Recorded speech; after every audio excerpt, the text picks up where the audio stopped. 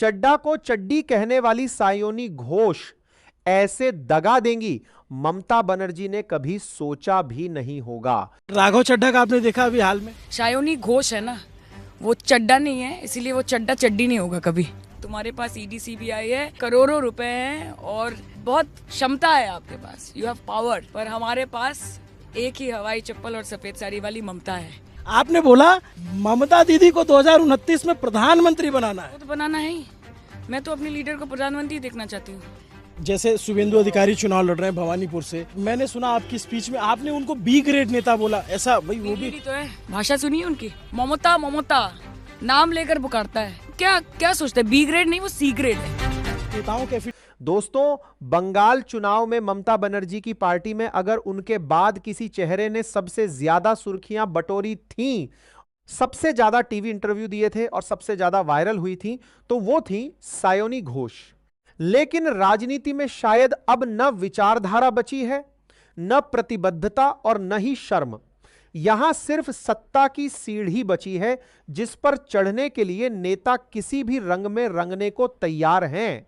याद कीजिए वही सायोनी घोष जो मंच से कभी हनुमान चालीसा पढ़ती थीं, कभी काबा मदीना के गीत गाकर खुद को सांप्रदायिक सौहार्द का चेहरा बताती थीं।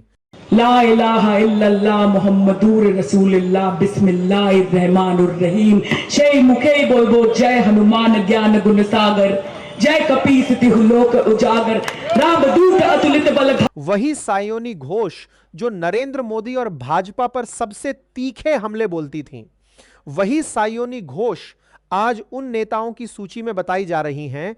सायोनी घोष ने भी टीएमसी का साथ छोड़ दिया है।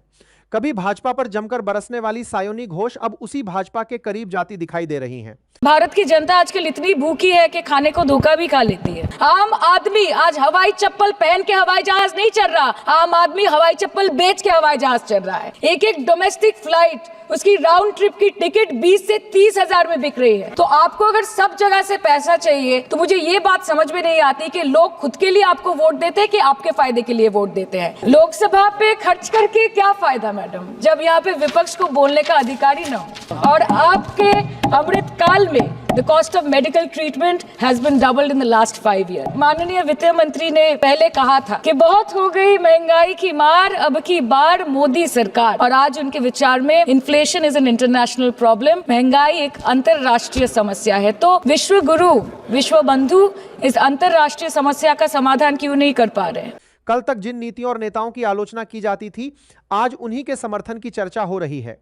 यह सिर्फ ममता बनर्जी के लिए एक बड़ा झटका नहीं है, बल्कि उन लाखों मतदाताओं के साथ भी विश्वासघात माना जा सकता है जिन्होंने भाजपा के विरोध में वोट देकर सायोनी घोष को संसद तक पहुंचाया था। जनता ने उन्हें टीएमसी का सांसद बनाकर भेजा था, किसी दूसरे राजनीतिक खेमे का समर्थक बनने के लिए नहीं।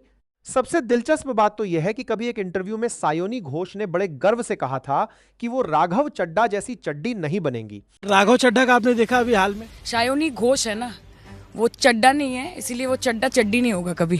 तुम्हारे पास ईडी सीबीआई है, करोड़ों रुपए हैं और बहुत क्षमता है आपके पास, यू हैव पावर। पर हमारे पास एक ही हवाई चप्पल और सफेद साड़ी वाली ममता है। आपने बोला ममता दीदी को 2029 में प्रधानमंत्री बनाना है। वो तो बनाना है ही। मैं तो अपने लीडर को प्रधानमंत्री देखना चाहती हूँ। तो क्या आपके दिल में कहीं मुख्यमंत्री बनने की तो वो ख्वाहिश नहीं है कि दीदी को मैं भेज दूं और इधर मैं? जैसे शुभेंदु अधिकारी चुनाव लड़ रहे हैं भवानीपुर से, मैंने सुना आपकी स्पीच में आपने उनको बी ग्रेड नेता बोला, ऐसा भाई वो भी तो है। भाषा सुनिए उनकी, ममता ममता नाम लेकर पुकारता है। क्या क्या सोचते हैं, बी ग्रेड नहीं वो सी ग्रेड है। नेताओं के एफिडेविट में चेक कर रहा था, उनकी जो संपत्ति थी वो डबल ट्रिपल हो गई है, लेकिन आम आदमी की जो प्रति व्यक्ति आया है बंगाल में आज भी वैसे ही है, थोड़ा बहुत अंतर आया। जैसे तो आप बोल रहे हैं कि बीजेपी को ले आना चाहिए? मैं नहीं बोल रहा हूँ, मैं देखिए मैं आपसे सोच रहा हूँ आपकी सरकार है उसने क्या किया। शुरुआत से आपको ममता बनर्जी ने अपनी छत्र छाया में रखा और आपको पोस्ट दी, आपको सारा कुछ, आप रहोगे इनके साथ ही ना, आगे चल के बदल जाओ। दे पाल तूल दे माझी हला कृष्णा छिर दे नौकाया मी जबू मदीना छिर दे नौ। आज वही सवाल उनके सामने खड़ा है। जिन नेताओं पर कल तक तंज कसे जाते थे, आज उन्हीं के रास्ते पर चलने की चर्चा क्यों हो रही है? अगर इन खबरों में कोई सच्चाई नहीं है तो सयोनी घोष को सामने आकर साफ साफ कहना चाहिए, लेकिन अगर इसमें जरा भी सच्चाई है तो फिर जनता को यह समझ लेना चाहिए कि आज की राजनीति में बयान, भाषण, नारे और विचारधारा सब अवसरवाद के सामने बौने पड़ चुके हैं।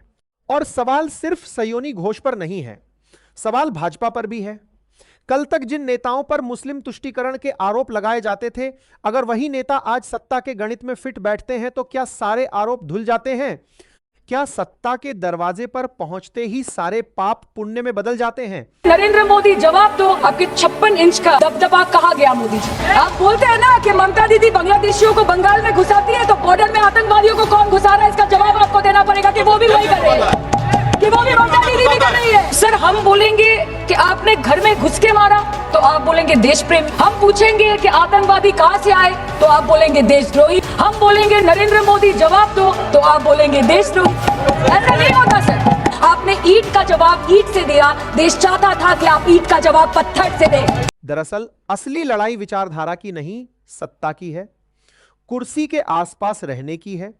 चुनाव हारना इन नेताओं को मंजूर नहीं, विपक्ष में बैठना मंजूर नहीं, जनता के बीच रहना मंजूर नहीं, बस किसी ना किसी तरह सत्ता के गलियारे में मौजूद रहना मंजूर है।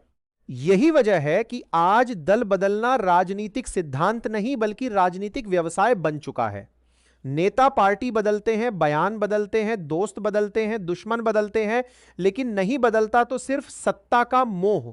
ममता बनर्जी के लिए यह बड़ा झटका इसलिए भी है क्योंकि जिन चेहरों को उन्होंने आगे बढ़ाया, जिन पर भरोसा किया, जिनको स्टार प्रचारक बनाया, वही चेहरे अब सबसे पहले दरवाजा छोड़कर बाहर निकलने को तैयार दिखाई दे रहे हैं। देश सच में देख रहा है कि कैसे ऑपोजिशन आ भी करती है तो हो जाती है बदनाम, और वो कत्ल भी करते हैं तो चर्चा नहीं होता। कि तू लाख बेवफा है मगर सर उठा के चल, दिल रो पड़ेगा तुझे पशेमान देगा। सर, पार्लियामेंट चलाने में हर मिनट 2.5 लाख रुपए खर्च होते हैं। 2014 से लेकर 2024 के शीतकालीन सत्र तक कुल मिला के 2200 मिनट, 92 दिन और 3,300 करोड़ रुपए का लॉस हुआ। क्यों? क्योंकि आप नहीं चाहते थे कि महत्वपूर्ण विषयों पर चर्चा हो। ये चेयर का काम है निश्चित करना कि ये सदन चले, ये विपक्ष का काम है सवाल उठाना, और ये सत्ता पक्ष का काम है कि वो हर सवाल का जवाब हर उस इंसान को दे जिसके टैक्स के पैसे से ये सदन चलता है। और जनता के लिए सबक साफ है, किसी भी नेता के लिए अपने रिश्ते मत बिगाड़िए, अपने दोस्तों से मत लड़िए, क्योंकि जिन नेताओं के लिए आप सोशल मीडिया पर युद्ध लड़ते हैं वे कल एक ही मंच पर गले मिलते दिखाई दे सकते हैं। राजनीति में अब शायद स्थायी कुछ नहीं बचा, न दोस्ती, न दुश्मनी, न विचारधारा। अगर कुछ स्थायी है तो सिर्फ सत्ता की भूख। अब इस मुद्दे पर आपकी क्या राय है? कमेंट करके अपनी राय जरूर बताइए। आपके कमेंट्स हमें प्रेरणा देते हैं कि हम आपके लिए ऐसे ही नए वीडियो और सच्चे मुद्दे उठाते रहें, इसलिए कमेंट जरूर करें, चैनल को सब्सक्राइब करें और बेल बटन को दबाना बिल्कुल भी ना